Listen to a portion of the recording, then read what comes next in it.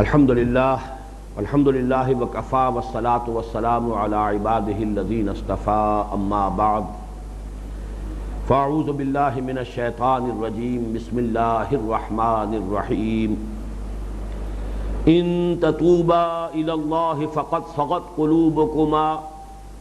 وَإِن تَظَاهَرَا عَلَيْهِ فَإِنَّ اللَّهَ هُوَ مَوْلَاهُ وَجِبْرِيلُ وَصَالِحُ الْمُؤْمِنِينَ وَالْمَلَائِكَةُ بَعْدَ ذَلِكَ ظَهِيرٌ عَسَى رَبُّهُ إِن طَلَّقَكُنَّ أَن يُبْدِلَهُ أَزْوَاجًا خَيْرًا مِّنكُنَّ مُسْلِمَاتٍ مُؤْمِنَاتٍ قَانِتَاتٍ تَائِبَاتٍ عَابِدَاتٍ سائحات سیبات وأبكارا یا ایہا الذین آمنوا قوا انفسکم واہلیکم نارا وقودها الناس والحجارہ علیہا ملائکۃ غلاظ شداد لا یعصون اللہ ما امرہم ویفعلون ما یؤمرون یا ایہا الذین کفروا لا تعتذروا اليوم انما تجزون ما کنتم تعملون صدق اللہ العظیم رب اشرح لی صدری ویسر لی امری واحلل عقدۃ من لسانی یفقہوا قولی اللہم ربنا الہمنا رشدنا واعذنا من شرور انفسنا اللہم ارنا الحق حقا وارزقنا اتباعہ وارنا الباطل باطلا وارزقنا اجتنابہ آمین یا رب العالمین۔ سورہ تحریم کی 4 آیات کا ہم مطالعہ کر چکے ہیں۔ اب اپنی توجہ کو 5ویں آیت پر مرکوز کیجئے۔ عسیٰ ربہ ان طلقکن، قریب ہے کہ ان کا رب یعنی نبی اکرم صلی اللہ علیہ وسلم کا رب اللہ تعالی خود ان طلقکن، اگر وہ یعنی حضور صلی اللہ علیہ وسلم تم سب کو طلاق دے دیں، ان یبدلہ کہ بدل دے ان کے لیے ازواجن بیویاں خیرا منکن تم سب سے بہتر، مسلمات جو مسلمان ہوں مسلم ہوں، مومنات مومن بھی ہوں، قانتات فرما بردار بھی ہوں، تائبات توبہ کرنے والیاں ہوں، عابدات عبادت گزار ہوں، سائحات لذات دنیاوی سے کنارہ کشی کرنے والیاں ہوں، سیبات شوہر آشنا ہوں یعنی جن کا پہلے کوئی نکاح ہوا ہو، جنہیں ازدواجی زندگی کا کوئی تجربہ پہلے حاصل ہو، وَأَبْكَارًا اور کنواریاں ہوں۔ اس آیہ مبارکہ میں سب سے پہلے تو یہ نوٹ کیجئے کہ جمع کا صیغہ آیا ہے، اس سے پچھلی آیت میں تثنیہ کا صیغہ تھا۔ ان تتوبا الی اللہ، اگر تم دونوں توبہ کرو اللہ کی جناب میں، وَإِن تَظَاهَرَا عَلَيْهِ اور اس کے برعکس اگر تم دونوں جتھا بندی کر لو گی ان کے خلاف یعنی حضور صلی اللہ علیہ وسلم کے خلاف۔ لیکن یہاں جو جمع کا صیغہ آ گیا ہے اس میں ایک پہلو تو یہ ہو سکتا ہے کہ کسی معاملے کو اگر جنرلائز کر دیا جائے تو پھر اس کی شدت میں کمی ہو جاتی ہے۔ مراد یہ کہ مخاطب تو یہاں بھی 2 ہی ہوں، حضرت عائشہ اور حضرت حفصہ ان روایات کے مطابق جن کا میں تذکرہ کر چکا ہوں، لیکن اب بات کو پوائنٹڈلی انہی سے نہیں کہا جا رہا ہے بلکہ یہ کہ جنرلائزڈ انداز میں عمومی انداز میں بات کہی جا رہی ہے کہ اگر ہمارا نبی صلی اللہ علیہ وسلم تمام بیویوں کو بھی طلاق دے دے تو اللہ تعالیٰ ان کے لیے تم سب سے بہتر بیویاں اور ان میں یہ اوصاف بیک وقت موجود ہوں اللہ تعالیٰ بدل سکتا ہے اور ان کو دے سکتا ہے۔ باقی اس میں جو جمع کا صیغہ آیا ہے اس کے اعتبار سے مجھے ایسے محسوس ہوتا ہے کہ اس آیت مبارکہ کی ایک خصوصی مناسبت ہے سورہ احزاب کی آیات نمبر 27 اور 28 کے ساتھ، جن میں واقعہ ایلا کا تذکرہ ہے۔ ایک موقع حضور صلی اللہ علیہ وسلم کی حیات طیبہ میں اور آپ کی عائلی زندگی میں ایسا بھی آیا ہے کہ تمام ازواج مطہرات نے ایکا کیا اور مظاہرہ کیا۔ اب یہاں پر لفظ مظاہرہ جس کی میں تشریح کر چکا ہوں باب تفاعل میں تظاہر اور باب مفاعلہ میں مظاہرہ، یعنی اپنی پیٹھیں جوڑ لینا، کمر سے کمر لگا کر کسی کی مخالفت پر کمر بستہ ہو جانا، جس کے لیے محاورے میں ہوگا جتھا بندی کرنا، ان تظاہر علیہ، اسی سے لفظ مظاہرہ ہے۔ جمع کے انداز میں بھی ایک مرتبہ ایسا ہوا ہے کہ تمام ازواج نے متفقہ طور پر ایک مطالبہ حضور کے سامنے رکھا، اور جس کے نتیجے میں واقعہ ایلا ہوا۔ حضور صلی اللہ علیہ وسلم نے کچھ عرصے کے لیے تمام ازواج سے لا تعلقی اختیار کی۔ یہ معاملہ کیا تھا، اس کا ذکر جو ہے جیسا کہ میں نے عرض کیا سورہ احزاب کی آیات 28-29 میں موجود ہے، اور اس کی تفصیل یہ ہے کہ جب مسلمانوں کے ہاں مال غنیمت کی آمد شروع ہوئی اور عام مسلمانوں کے گھروں میں بھی کچھ سہولت ہو گئی، وہ فقر اور وہ احتیاج کا عالم نہ رہا کہ جو پہلے تھا، تو فطری طور پر ازواج مطہرات نے بھی کچھ مطالبہ کیا کہ اب ہمیں بھی کچھ سہولت حاصل ہونی چاہیے، ہمارا بھی نان نفقہ کچھ بڑھنا چاہیے، گھر کا خرچہ جو ہے اس کے لیے ہمیں کچھ زیادہ جو ہے آپ کی طرف سے ملنا چاہیے۔ لیکن جو خاص مقام ہے حضور کا صلی اللہ علیہ وسلم، جو آپ نے اختیاری فقر اپنے لیے طے کر لیا تھا، اب اس کے ساتھ اس کی مناسبت نہیں تھی۔ اگرچہ عام حالات میں حضور صلی اللہ علیہ وسلم یہ کر سکتے تھے کہ اپنی ازواج مطہرات کا نان نفقہ جو ہے بڑھا دیتے، لیکن یہاں بھی میں نوٹ کرانا چاہتا ہوں کہ اس خاص مکتبہ فکر جو ہے اس کے حوالے سے کہ یہ معاملہ صرف ازواج مطہرات کا نہیں ہوا ہے، خود حضرت فاطمہ رضی اللہ تعالی عنہا وہ بھی حاضر ہوئی حضور کی خدمت میں، انہوں نے بھی اپنے ہاتھ کو دکھائے ہیں کہ دیکھیے گٹے پڑ گئے ہیں چکی پیس پیس کر، اپنے شانے کے بارے میں کہا ہے میرے کندھے کے اوپر وہ مشکیزہ جو پانی کا بھر کر میں لاتی ہوں اس کی وجہ سے یہاں بدنیاں پڑ گئی ہیں، نشان پڑ گئے ہیں۔ اب جبکہ تمام مسلمانوں کے گھروں میں سہولت ہو گئی ہے تو آپ مجھے بھی کوئی کنیز، کوئی غلام، کوئی باندی، کوئی لونڈی عطا کر دیجئے تاکہ وہ کچھ گھر کے کام کاج بھی میری ہاتھ بٹائے، میرے لیے سہولت ہو جائے۔ لیکن جو جواب حضور کا ازواج مطہرات کے لیے تھا وہی جواب حضور کا حضرت فاطمہ کو تھا۔ چنانچہ تسبیح فاطمہ جو ہے مشہور ہے کہ حضور نے فرمایا کہ بیٹی یہ چیزیں ہمارے لیے نہیں ہیں، تمہیں میں اس سے بہت زیادہ قیمتی شے دے رہا ہوں، اور وہ یہ ہے کہ ہر نماز کے بعد یہ تسبیح کر لیا کرو، 33 مرتبہ سبحان اللہ، 33 مرتبہ الحمدللہ، 33 یا 34 مرتبہ اللہ اکبر، یہ مختلف روایات ہیں۔ اس کو تسبیح فاطمہ کے نام سے ہر مسلمان جانتا ہے۔ ہر نماز کے بعد، فرض نماز کے بعد تم اگر یہ اللہ تعالیٰ کا ذکر اس طور سے کرو تو یہ کہیں زیادہ قیمتی شے ہے دنیا کی ان سہولتوں کے مقابلے میں جس کا کہ تم مجھ سے فرمائش کر رہی ہو۔ تو میں صرف یہ ظاہر کرنا چاہتا ہوں کہ ازواج مطہرات ہوں یا بنات مطہرات ہوں حضور کی کوئی فرق نہیں ہے۔ جیسے کہ صلح حدیبیہ کے موقع پر اگر حضرت عمر رضی اللہ تعالیٰ عنہ اپنے جذبات کو قابو میں نہیں رکھ سکے اور آپ نے آ کے حضور سے یہ کہا کہ کیا ہم حق پر نہیں ہیں، جب حضور نے مسکراتے ہوئے فرمایا کہ ہاں ہم حق پر ہیں، تو پھر انہوں نے عرض کیا تو پھر ہم دب کر صلح کیوں کر رہے ہیں؟ حضور صلی اللہ علیہ وسلم نے مسکرا کر جواب دیا میں اللہ کا نبی ہوں اور وہی کر رہا ہوں جس کا مجھے حکم ہے۔ لیکن یہ کہ حضرت عمر کو ساری عمر ملال رہا ہے کہ میں نے اس وقت گستاخی کا انداز اختیار کر لیا،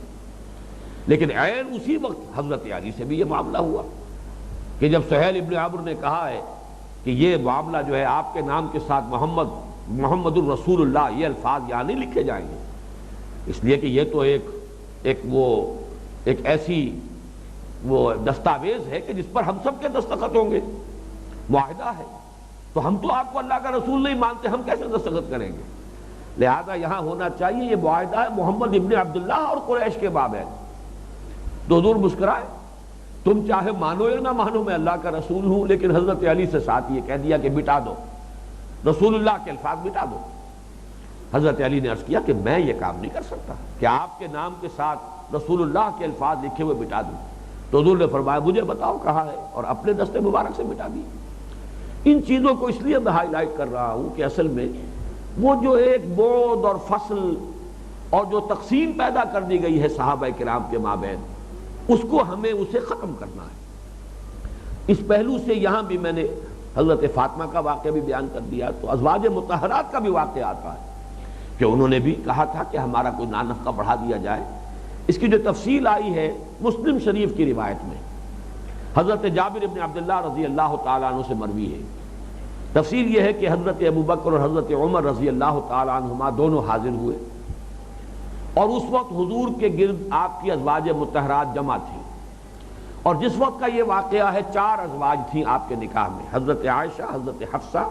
حضرت سودا اور حضرت ام سلمہ رضی اللہ تعالی عنہن۔ یہ چاروں جمع تھیں اور آپ کے ارد گرد بیٹھی تھی، حضور خاموش تھے۔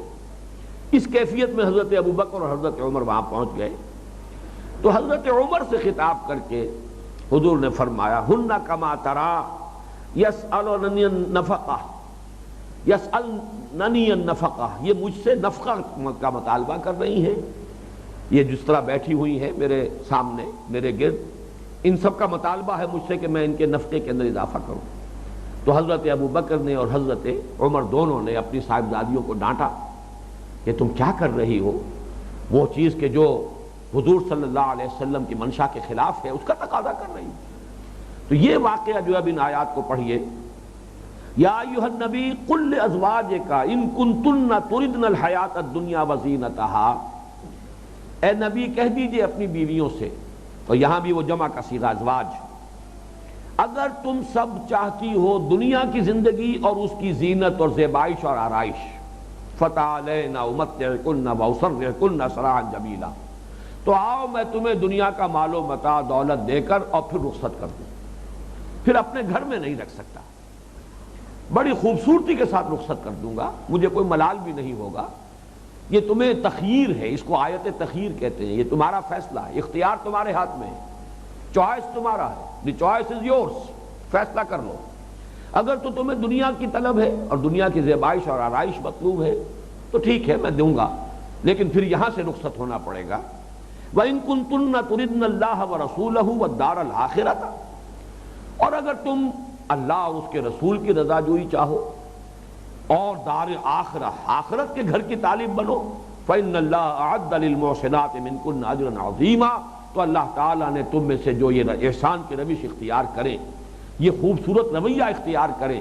کہ اللہ ہی کی طالب ہوں، اللہ کے رسول کی رضا کی طالب ہوں اور دار الآخرہ کی طالب ہو جائیں،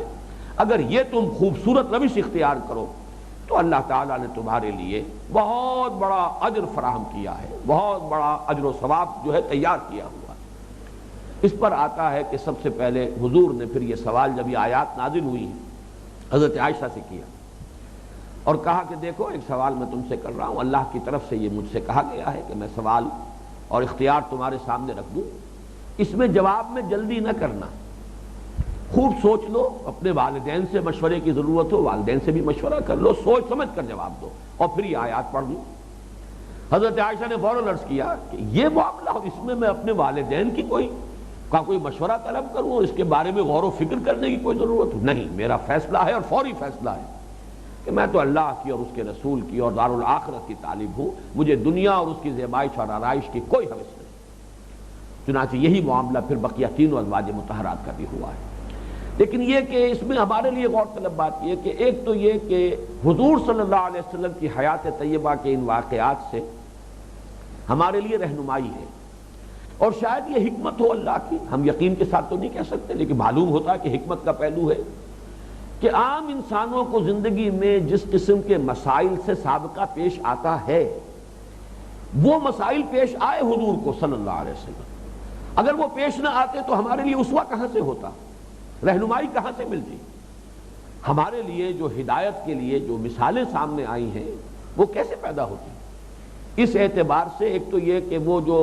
ہمارے ذہنوں میں قائم ہو گیا تصور ایک ما فوق البشر اور کوئی بالکل ہی ما ورائے بشریت کوئی شخصیتوں کا، وہ بھی ذہن سے نکال دینا چاہیے۔ جو انسانی معاملات ہوتے ہیں وہ اس وقت بھی ہوتے تھے، اگر ایک سے زائد بیویاں کسی کے گھر میں ہیں تو بیویوں کی آپس میں چشمک وغیرہ یہ جیسے ہوتی ہے، وہاں بہت یوں سمجھیے کہ بہت فرق تھا، فرق و تفاوت جیسا کہ میں نے عرض کیا، لیکن بنیادی طور پر تو احساسات عورت کے جو ہوتے ہیں جو آج ہیں اس وقت بھی تھے۔ اسی طریقے سے دنیاوی معاملات کے اندر اپنی ضروریات کے ضمن میں کچھ کشادگی کا، کچھ وسعت کا ایک جو جذبہ ہے یا خواہش ہے، یہ اگر پیدا ہوتی ہے تو کوئی خلاف فطرت بات نہیں ہے، یہ پیدا ہوئی اور انہوں نے گویا کہ ظاہر بات ہے کہ چاروں کا جمع ہو جانا یہ کسی قرارداد کے بغیر ممکن نہیں ہے کہ پہلے کچھ نہ کچھ باہم مشورہ ہوا ہوگا کہ ہم سب مل کر یہ مطالبہ کریں، اسی کا نام مظاہرہ ہے۔ یہی ہمارے ہاں جو ہوتا ہے مختلف اداروں کے اندر ملازمین کبھی کرتے ہیں، تو یہ معاملہ جو ہے جیسا کہ ہوتا ہے انسانی معاشرے کے اندر اس طرح کے معاملات ہوتے تھے، لیکن یہ کہ رہنمائی یہ ہے کہ حضور صلی اللہ علیہ وسلم کا طرز عمل کیا تھا اور پھر ازواج مطہرات کا چوائس کیا ہوا، یہ ہے ہمارے لیے کہ جو رہنمائی ہے اور ہمارے اندر عزم اور ارادے کو پیدا کرنے کے لیے یہ چیزیں ممید ہیں۔ تو میرے نزدیک اس آیہ مبارکہ کا ربط و تعلق اس واقعے کے ساتھ زیادہ جڑتا ہے، لیکن میں نے اپنے اس جو انتقال ذہنی ہے کہ میرا ذہن اس آیت کو پڑھتے ہی جو ہم اس وقت سورہ تحریم کی پڑھ رہے ہیں تو میرا ذہن منتقل ہوا اس کی طرف۔ اس کا کم سے کم ایک فائدہ یہ ہوا ہے کہ وہ آیات ہمارے اس منتخب نصاب میں شامل نہیں تھی، لیکن عائلی زندگی کا یہ ایک پہلو ہے کہ جو اس کے حوالے سے وہ بھی ہمارے اس درس میں اس وقت شامل ہو گیا تاکہ یہ مضمون جو ہے گویا کہ ہر پہلو سے مکمل ہو جائے۔ اب یہاں اس کانٹیکسٹ میں رکھیے کہ جس میں یہ آیت وارد ہوئی ہے سورہ تحریم میں کہ اگر تم دونوں کوئی ایکا کر لو گی ہمارے نبی کے خلاف،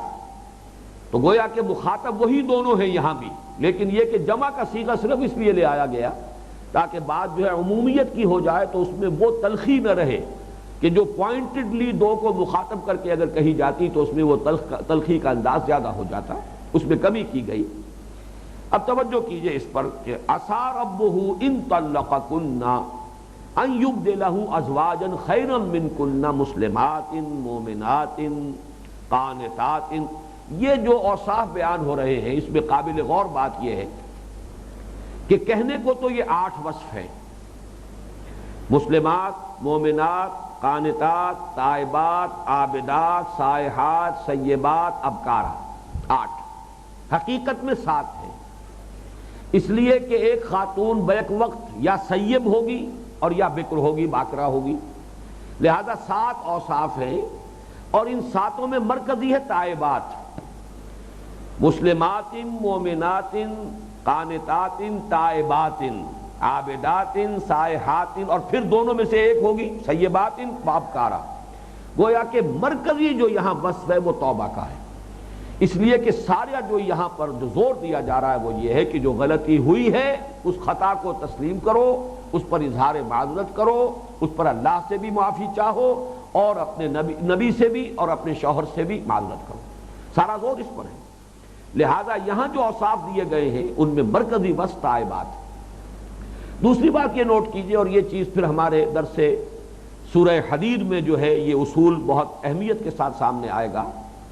یہاں جو 8 صفات آئی ہیں ان میں سے ایک میں صرف واو آیا ہے درمیان میں، سیبات و ابکارہ، باقی کہیں واو نہیں ہے،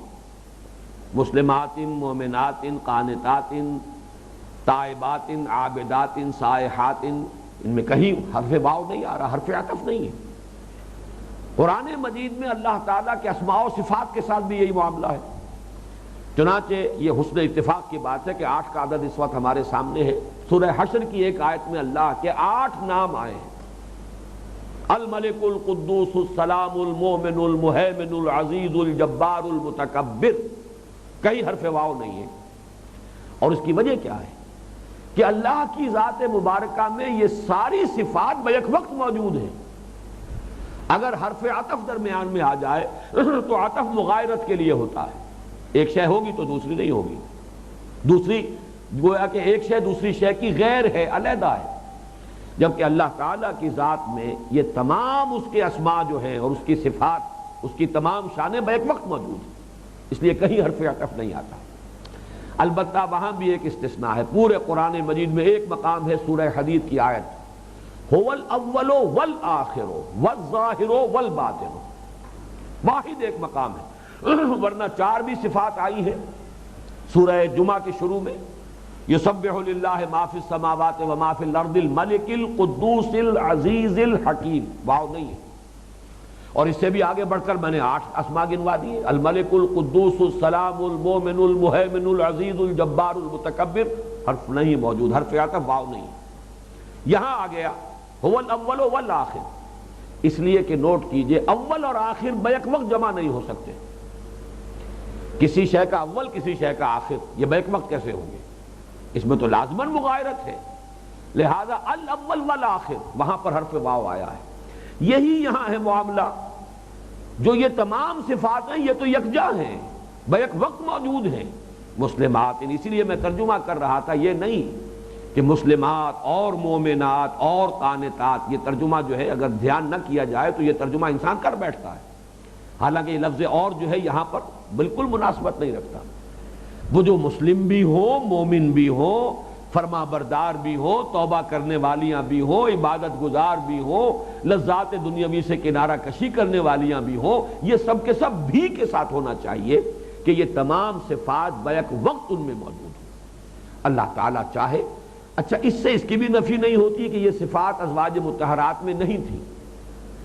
ازواج مطہرات میں سب میں یہ صفات موجود ہیں، اگرچہ یہ ضرور ہے کہ کسی میں کوئی خاص رجحان زیادہ ہے، کسی میں کوئی خاص رجحان زیادہ ہے۔ یہ بھی دیکھیے لفظ 8 ہی آ رہا ہے، اس میں بھی حرف عدد جو ہے 8 کا، کہ حضور نے فرمایا ہے کہ جنت کے 8 دروازے ہیں، اور مختلف دروازوں سے جو مختلف جو نفلی رجحانات رکھنے والے لوگ ہیں انہیں پکارا جائے گا۔ کوئی نفل نماز کا زیادہ رجحان رکھتا ہے تو ایک دروازہ وہاں ہوگا جنت کا جس سے ان کو پکارا جائے گا، ایک باب الریان ہوگا شادابی کا دروازہ، اور یہ خاص مخصوص ہوگا ان کے لیے کہ جو روزے کثرت کے ساتھ رکھتے ہوں گے، جو نفلی روزوں کے ساتھ جنہیں طبی مناسبت ہو، باب الریان، انہیں پکارا جائے گا آئیے ادھر سے داخل ہو جائیے۔ تو 8 دروازے،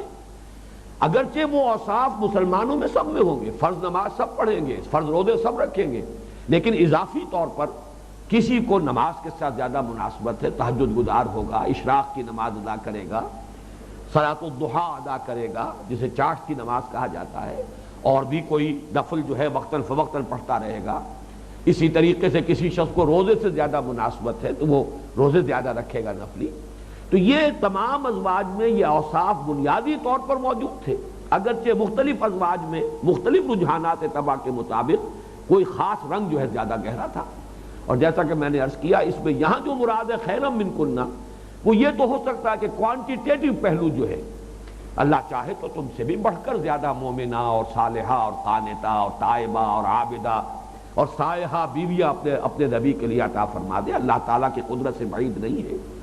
لیکن یہ کہ اس کے مفہوم مخالف اس کا لینا معاذ اللہ کہ شاید ازواج مطہرات جو ہے ان صفات سے خالی تھی، یہ پھر وہی مکتبہ فکر ہے جس کے بارے میں تفصیل عرض کر چکا ہوں کہ ان الفاظ کو انہوں نے ذریعہ بنایا ہے ازواج مطہرات پر طعن کا اور ان پر تنقید کرنے کا، اور وہ حالانکہ یہ اصول ہے کہ مفہوم مخالف جو ہے وہ لینا جائز نہیں ہوتا۔ ایک جو بھی عبارت آ رہی ہے اس کا جو مفہوم سادہ ہے اسی کو سامنے رکھیے، اس کا مفہوم مخالف لے لینا ہر جگہ پر یہ اس کی اجازت نہیں ہوتی، جائز نہیں ہوتا۔ تو عسیٰ ربہ ان طلقکن یبدلہ ازواجا خیرا منکن مسلمات مومنات قانتات۔ اب ایک لفظ کی وضاحت کی ضرورت نہیں ہے۔ مسلم یہ تو گویا کہ پہلا قدم ہے اسلام لانا اور اللہ کے سامنے سپر ڈال دینا، سپر انداختن اللہ تعالیٰ کے سامنے سر تسلیم خم کر دینا۔ ایمان اگلا درجہ ہے، قلب کے اندر یقین کی کیفیت کا پیدا ہو جانا۔ قانتات، قنوت کہتے ہیں فرما برداری کی ایک کیفیت، یہ اس کا نتیجہ ہے۔ جتنا یقین گہرا ہوگا اتنی ہی فرما برداری کی کیفیت انسان کے روئے سے گویا کہ اس کیفیت کا ظہور ہو رہا ہوگا۔ تائباتن، مسلسل توبہ کرنے والی ہے۔ یہ نوٹ کر لیجئے کہ توبہ ایسا نہیں ہے کہ کسی بڑے گناہ ہی پر توبہ کی جائے، اپنے مقام اور مرتبے کے اعتبار سے انسان محسوس کرتا ہے کہ میں یہ کام جو کر بیٹھا ہوں، اگرچہ کوئی سری معصیت نہیں ہے، لیکن یہ کہ بہرحال جو اس کا اپنا مقام و مرتبہ اس کے اعتبار سے فروغ ہے، اس پہلو سے توبہ کرنا۔ چنانچہ حضور خود فرماتے ہیں انی لاستغفر اللہ 70 مرۃ فی کل یوم، میں تو اللہ تعالیٰ سے استغفار کرتا ہوں 70 مرتبہ ہر دن۔ ظاہر بات ہے کہ اس کا مطلب یہ تو نہیں ہے کہ معاذ اللہ کو آپ سے معصیت کا ارتکاب ہوتا تھا، بلکہ یہ کہ آپ کے الفاظ مبارک یہ ہے کہ انہ لا یغان علی قلبی، کبھی کبھی میرے دل پر بھی کچھ غبار سا آ جاتا ہے، کوئی پردہ سا پڑ جاتا ہے کبھی کبھی، لیکن یہ کہ حضور صلی اللہ علیہ وسلم کے دل کے وہ غبار کی کیفیت جسے آپ تعبیر کر رہے ہیں غبار سے، ہمیں تو اگر کہیں وہ کیفیت میسر ہو جائے تو شاید ہمارے تو حضور قلب کا اور یقین کا جو ہے وہ بہت ہی اونچا مقام ہو ہمارے لیے، لیکن حضور کے مقام اور مرتبے کے اعتبار سے گویا کہ وہ ایک درجے میں اس میں لا یغان علی قلب کی حضور تعبیر فرما رہے ہیں۔ تو اس کو ذہن میں رکھیے کہ ان الفاظ کو اس کے ظاہر پر محمول کرتے ہوئے کہ کوئی معاذ اللہ کوئی معصیت کوئی گناہ کا معاملہ تھا جس کے لیے لفظ تائبات آ رہا ہے، تو حضور صلی اللہ علیہ وسلم استغفر اللہ ربی من کل ذنب واتوب الیہ، اب یہ جو ہے حضور صلی اللہ علیہ وسلم اگر یہ فرما رہے ہیں تو اس کے معنی یہ ہے کہ یہ اپنے اپنے مقام اور مرتبے کے اعتبار سے اس کا مفہوم جو ہے معین کیا جائے گا۔ عابدات، عبادت گزار، یہ شغف رکھنے والی، جیسا کہ میں نے عرض کیا ہے وہ 8 دروازے ہیں مختلف، جو بھی مزاج کے اعتبار سے زیادہ مناسبت کسی کو ہے اسی کے اندر اس کا زیادہ جو ہے التفات ہوگا۔ سائحات، سیاحت کا لفظ قدیم اصطلاح تھی جس کو کہ ہم ہندوستان میں بن باس کر لینا کہتے ہیں، جنگلوں میں نکل گئے، دنیاوی اور تمدنی جو آسائشیں ہیں ان سے منہ موڑ کر یہ مجاہدے ہوا کرتے تھے، ریاضتیں ہوتی تھیں، رہبانیت کا نظام تھا دنیا میں، انہیں کہا جاتا تھا کہ یہ سیاحت ہے۔ اب اسلام میں اس کا صرف دائرہ محدود ہو گیا ہے، حج پر اطلاق کیا گیا ہے، اس لیے کہ احرام کی بندشیں جو ہیں پابندیاں ہیں، روزے کو کہا گیا ہے، اسلام کی رہبانیت روزہ ہے، جہاد کو کہا گیا ہے، اسلام کی رہبانیت جو ہے جہاد فی سبیل اللہ ہے، انسان جب نکلتا ہے اللہ کی راہ میں قتال کے لیے بالخصوص تکلیفیں جھیلتا ہے، مصائب اٹھاتا ہے، برداشت کرتا ہے، آسائش اور آرام جو ہے گھر کا اس کو تجتا ہے۔ تو سائحات یہ ہے کہ دنیا کی لذتوں کی طرف توجہ نہ رہے، ادھر زیادہ انعطاف نہ رہے، بس یہ سائحات ہے۔ یہ نہیں ہے کہ ترک دنیا مراد ہے، اس لیے کہ اسلام میں تو سرے سے رہبانیت کی اجازت نہیں، لا رہبانیت فی الاسلام۔ سیبات و ابکارا، سیب وہ خاتون ہے کہ جس کا پہلے کوئی نکاح ہوا، مثلا ام سلمہ رضی اللہ تعالی عنہ، حضرت حفصہ بھی بیوہ تھی اور حضور کے نکاح میں آئی ہیں، حضرت ام سلمہ بیوہ تھی حضور کے نکاح میں آئی ہیں، بلکہ غالباً ازواج مطہرات میں سے باقرہ تو سوائے حضرت عائشہ صدیقہ رضی اللہ تعالی عنہ کے اور کوئی ہے ہی نہیں، سب کے سب یا بیوائیں تھیں یا مطلقہ خواتین تھیں، حضور کے نکاح میں آئی ہیں۔ اس اعتبار سے یا پھر وہ جو ماریہ قبطیہ کا معاملہ ہے وہ چونکہ ان کو ازواج میں ان کا شمار نہیں ہے، لیکن یہ کہ ازواج مطہرات میں جو معاملہ ہے تو وہ تو سب کی سب سیبات ہے۔ اچھا، یہاں سیب کا لفظ آیا ہے باقرہ پر مقدم، اگرچہ عام احساس تو یہ ہوتا ہے کہ آدمی جب نکاح کرنا چاہتا ہے تو کنواری کو وہ زیادہ پسند کرے گا، ترجیح دے گا، لیکن واقعہ یہ ہے کہ سیب خاتون جو ہے جو پہلے سے ازدواجی زندگی کا تجربہ رکھتی ہو، اس کا اپنا اس کے اپنی اندر فضیلت کا ایک پہلو ہے، ایک شوہر کو آرام دینے میں، اس کو سکون بہم پہنچانے میں، شوہر کے احساسات سے واقفیت رکھنے میں اس کا تجربہ ہوتا ہے، جبکہ جو بھی کوئی اس طرح سے نوجوان کوئی آئے کسی کے نکاح میں، اس کے لیے تو وہ گویا کہ نئی وادی ہے اور اس کو تو اکثر و بیشتر کچھ ٹرین کرنا پڑتا ہے، ان تجربات سے گزر کر ہی پھر وہ ان تمام چیزوں کے بارے میں اس کا طرز عمل جو ہے جیسا کہ ہونا چاہیے وہ طرز عمل ہو سکتا ہے۔ تو یہاں پر سیب کو جو ہے مقدم رکھا، سیبات و ابکارا، اللہ تعالیٰ اپنے نبی کے لیے سیب بیویاں بھی اور ابکارا بھی، بکر باقرہ بیویاں بھی اللہ تعالیٰ فراہم کر سکتا ہے۔ اب اس کے بعد آئیے، یہ 5 آیات جو ہیں سورہ مبارکہ کی، یہ ذرا اپنے مضمون کے اعتبار سے مشکل بھی ہے، ان میں سے بعض کو جیسا کہ تفصیل سے میں عرض کر چکا ہوں کچھ لوگوں نے ازواج مطہرات پر طعن کے لیے بنیاد بھی بنایا ہے، اسی لیے ہمارا خاصا وقت ان پر صرف بھی ہو گیا ہے۔ اب جو 2 آیتیں آ رہی ہیں یہ اسلام کے آئلی نظام کے ضمن میں ایک بہت اہم اور بنیادی مضمون کو لیے ہوئے ہیں، اور ایک اعتبار سے یوں سمجھیے سورہ تغابن میں جو اہل و عیال کے ضمن میں ایک خطرے کی بتی دکھائی گئی تھی، سرخ نشان، یا ایھا الذین آمنوا ان من ازواجکم واولادکم عدوا لکم فاحذروہ، اہل ایمان یقیناً تمہاری بیویوں میں سے بعض، تمہاری اولاد میں سے بعض تمہارے دشمن ہیں، ان سے بچ کر رہو، اپنے آپ کو محفوظ رکھو، بی آن دی الرٹ، اس لیے کہ یہ جو محبت طبعی ہے تمہارے دل میں، یہ محبت جو ہے یہ پوٹینشلی تمہارے لیے خطرناک اور مضر ہو سکتی ہے، اس لیے کہ اگر حد اعتدال سے تجاوز کر جائے گی یہ محبت تو اسی کی وجہ سے اللہ کے حدود کو تم پامال کر دو گے، حرام کو حلال کر لو گے، ان کی دلجوئی کے لیے اور ان کی فرمائشوں کو پورا کرنے کے لیے، انہیں اچھے سے اچھا کھلانے اور پہنانے کے لیے، ان کی ضروریات زندگی جو ہے بہتر سے بہتر انداز میں پوری کرنے کے لیے، اولاد کو اعلیٰ سے اعلیٰ تعلیم دلانے کے لیے۔ اگر جائز ذرائع سے ممکن نہیں ہے تو ناجائز میں منہ مارو گے، تو گویا کہ ان کی وہ محبت تمہارے لیے تباہ کن ہو گئی۔ حضور نے فرمایا کہ اس شخص سے بڑھ کر نادان کوئی نہیں ہوگا کہ جو دوسروں کی دنیا بنانے کے لیے اپنی عاقبت تباہ کر لے۔ معلوم یہ ہوا کہ اس میں ایک عداوت کا پہلو موجود ہے، دشمنی کا، ایک خطرے کی سرخ بتی موجود ہے۔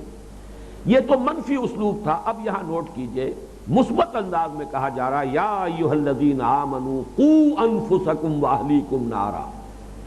اہل ایمان بچاؤ اپنے آپ کو اور اہل عیال کو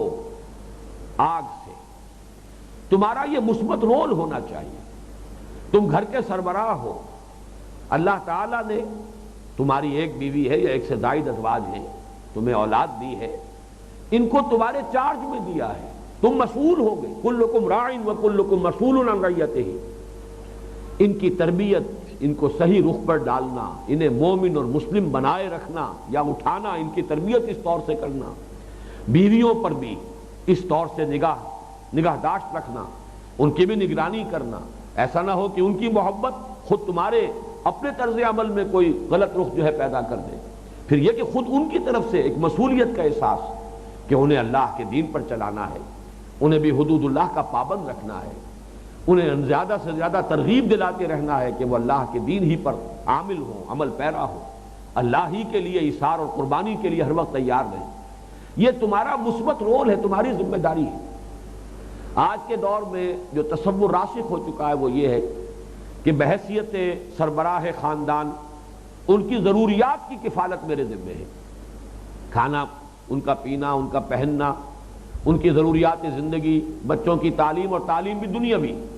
جس سے کہ وہ کوئی پروفیشن، کوئی جو ہے کوئی دنیا کے اندر حصول معاش کے لیے ان میں کوئی صلاحیت پیدا ہو جائے، بس یہاں تک جو ہے ایک سربراہ جو ہے خاندان کا وہ اپنی ذمہ داری محسوس کرتا ہے۔ یہاں اس کے برعکس کہا جا رہا ہے قو، بچاؤ۔ یہ جو تے جو ہے فعل امر ہے واحد کا صیغہ مخاطب کا، جمع قو ہے۔ ہماری دعا میں جو ہے وقنا عذاب النار، تو یہاں واو جو ہے یہ تو حقیقت میں حرف عطف ہے، فعل امر صرف ایک لفظ، ایک حرف ہے قے، وقنا عذاب النار، اے اللہ بچا ہمیں، اور اے اللہ بچا ہمیں آگ کے عذاب سے۔ قو انفسکم، اب اس میں بھی دیکھیے فطری بات کیا ہے، سب سے پہلے تو اپنے آپ کو بچاؤ، یہ بڑا فطری انداز ہے۔ حالانکہ یہاں پر اصل مضمون خاندان کا آ رہا ہے، عائلی زندگی ہے، لیکن یہ کہ یہاں بھی بات واضح کر دی ہے کہ پہلے تو اپنے آپ کو بچاؤ، اس لیے کہ قیامت کے میدان میں، میدان حشر میں بھی نقشہ یہ ہوگا نفسی نفسی۔ انسان چاہے گا یود المجرم لو یفتدی من عذاب یومئذ ببنیہ وصاحبتہ واخیہ وفصیلتہ التی تؤویہ ومن فی الارض جمیعا ثم ینجیہ۔ اس دن ہر انسان یہ چاہے گا کہ کسی طرح میں اپنی اولاد کو، بیٹوں کو، بیوی کو، والدین کو، رشتہ داروں کو، سب کو فدیے میں دے دوں، کسی طرح اپنے آپ کو بچا لوں، مجھے جہنم سے چھٹکارا مل جائے، چاہے سب کو جھونک دیا جائے۔ تو یہ جو ایک طبعی تقاضا ہے انسان کا، اپنی جان یہ سب سے زیادہ پیاری ہو جاتی ہے، اس کو یہاں مقدم رکھا۔ اس لیے حضور کا تو بلکہ یہ مثال ملتی ہے ہمیں، جب آپ خطبہ دیتے تھے، یا ایھا الناس اوصیکم ونفسی بتقوی، اوصیکم ونفسی بتقوی اللہ، میں تمہیں بھی وصیت کر رہا ہوں اور اپنے آپ کو بھی وصیت کر رہا ہوں کہ اللہ کا تقوی اختیار کرو۔ تو معلوم ہوا کہ اپنے آپ کو مستثنیٰ نہیں کرنا چاہیے۔ قوا انفسکم واہلیکم نارا، بچاؤ اپنے آپ کو اور اپنے اہل و عیال کو آگ سے۔ یعنی بچاؤ سے مراد کیا؟ اختیار تو کسی کے پاس نہیں ہے، لیکن ان کی تربیت کرو، ان کی نگرانی کرو، ان کو اس راستے کی طرف مسلسل ترغیب دلاتے رہو، ان راستوں سے بچانے کی مسلسل سعی کرتے رہو کہ جو گمراہی کی طرف لے جانے والے ہیں، ان راستوں کی ترغیب دلاتے رہو جو خیر کی طرف، نیکی کی طرف، اللہ کی مغفرت کی طرف، جنت کی طرف لے جانے والے ہیں۔ قوا انفسکم واہلیکم نارا۔ اور حضور صلی اللہ علیہ وسلم کی ہمیں یہ سنت بھی ملتی ہے کہ آپ اپنے خاندان کی خواتین کو جمع کر کے اور پھر آپ یہ ارشاد فرماتے تھے ایک ایک کا نام لے کر، یا فاطمہ بنت محمد انقذی نفسک من النار فانی لا املک لک من اللہ شیئا، اے فاطمہ محمد کی بیٹی صلی اللہ علیہ وسلم، خود اپنے آپ کو آگ سے بچاؤ، نکالو اپنے آپ کو آگ سے، بچاؤ اپنے آپ کو آگ سے، اس لیے کہ مجھے اللہ کے ہاں تمہارے بارے میں کوئی اختیار حاصل نہیں ہوگا۔ اس لیے نہیں بچ جاؤ گی کہ محمد کی بیٹی ہو صلی اللہ علیہ وسلم رضی اللہ تعالی عنہ، بچو گی اپنے عمل سے۔ لیس للانسان الا ما سعى وان سعيه سوف يرى، نہیں ہے کسی انسان کے لیے مگر وہی کچھ جس کے لیے اس نے خود محنت کی ہے، خود جد و جہد کی ہے، اپنی کمائی۔ لہا ما کسبت وعلیہا ما اکتسبت، ہر نفس جو بھی لے کر آیا ہے اپنے لیے کمائی اپنے حق میں وہ اسی کے لیے ہے، اور جو وبال لے کر دنیا سے آیا وہ وبال بھی اسی کی جان پر ہوگا۔ لا تزر وازرۃ وزر اخری، کوئی اٹھانے والی نہیں ہوگی کسی اور کے بوجھ کو اٹھانے کے لیے، ہر جان کو اپنا بوجھ خود اٹھانا ہوگا۔ وہی بات کہ یا فاطمۃ بنت محمد انقذی نفسک من النار فانی لا املک لک من اللہ شیئا، اے فاطمہ، محمد کی لخت جگر، محمد کی بیٹی صلی اللہ علیہ وسلم رضی اللہ تعالی عنہ، بچاؤ اپنے آپ کو آگ سے، اس لیے کہ میں اللہ کے ہاں کوئی اختیار نہیں رکھوں گا، مجھے کوئی اختیار حاصل نہیں ہوگا تمہارے معاملے میں۔ یا صفیہ عمت رسول اللہ، اے صفیہ اللہ کے رسول کی پھوپھی، انقذی نفسک من النار فانی لا املک لک من اللہ شیئا، بچاؤ اپنے آپ کو آگ سے، اس لیے کہ میں اللہ کے ہاں تمہارے بارے میں کسی اختیار کا حامل نہیں ہوں گا، مجھے کوئی اختیار حاصل نہیں ہوگا۔ تو وہی انداز یہاں ہے، یا ایھا الذین آمنوا قوا انفسکم واہلیکم نارا وقودھا الناس والحجارہ، اس کا ایندھن بنیں گے انسان اور پتھر۔ پتھر کا ذکر ایک تو یہاں آیا ہے، جہنم کے اندر پتھر بھی جلیں گے، ایندھن ہوگا جہنم کا پتھروں کے شکل میں، اور یہی سورہ بقرہ کی آیت نمبر 24 میں بھی آیا، فاتقوا النار التی وقودھا الناس والحجارہ اعدت للکافرین۔ تو معلوم یہ ہوا کہ یہ دو مقامات پر انسانوں کے ایندھن ہونے کے ساتھ ساتھ پتھروں کا ایندھن ہونا جو ذکر کیا گیا ہے، اس میں دو پہلو ہو سکتے ہیں۔ ایک تو یہ کہ اس آگ کی شدت کا، اس کی حرارت کی جو شدت ہے اس کو ظاہر کرنا مقصود ہے۔ جس آگ میں پتھر جل رہے ہوں اس کی شدت کیا ہوگی، اس کی حدت کتنی ہوگی، اس کی حرارت کس درجے کی ہوگی۔ ہمارے اپنے علم میں بھی ہے کہ جب وہ کوئلے سے انگیٹھیاں جلائی جاتی تھی تو ایک کوئلہ وہ ہوتا تھا کہ جو لکڑی کا کوئلہ ہے، اور ایک وہ پتھروں کا کوئلہ جو ہے، پتھر والا کوئلہ، اس کی دہشت، اس کی آگ جو ہے، اس کی حرارت، اس کی حدت کتنی زیادہ تھی۔ تو وہ آگ جس کا ایندھن بنیں گے انسان اور پتھر، اور اصل میں جو مفہوم معلوم ہوتا ہے، یعنی وہ بھی مراد ہو سکتا ہے لیکن محسوس ایسا ہوتا ہے کہ اصل مراد یہ ہے کہ وہ لوگ کہ جو یہاں پر مخاطب ہیں، قرآن مجید کے مخاطب جو تھے جبکہ قرآن نازل ہو رہا تھا، وہ بت پرست قوم تھی، بتوں کو پوجتے تھے اور بت پتھروں کے بنے ہوتے تھے۔ تو گویا کہ جہنم میں جب انہیں جھونکا جائے گا تو ان کے ساتھ ان کے معبودوں کو بھی جھونک دیا جائے گا تاکہ ان کی حسرت میں اضافہ ہو۔ ظاہر بات ہے ان پتھروں کو تو کوئی عذاب نہیں ہے، اور ان پتھروں کے لیے تو کوئی احساسات ان کے نہیں ہے کہ جس سے ان کو کوئی اس کا عذاب کا کوئی مزہ انہیں چکھنے کی کیفیت حاصل ہو، لیکن ان کی حسرت میں اضافہ ہوگا کہ جو انہیں پوچھتے تھے کہ یہ ہمارے ٹھاکر، ہمارے یہ معبود جنہیں ہم ڈنڈوت کرتے تھے، سجدے کرتے تھے، چڑھاوے چڑھاتے تھے، ہمارے ساتھ یہ بھی اس آگ کے اندر جھونک دیے گئے۔ وقودھا الناس والحجارہ علیہا ملائکۃ غلاظ شداد، اس آگ پر معمور ہیں وہ فرشتے، غلاظ، غلظت کہتے ہیں دل کی سختی کو، اور یہ ایک عجیب اسلوب ہے قرآن مجید کا، یہ الفاظ اسی صورت میں ضرور وہ لفظ آئے گا پھر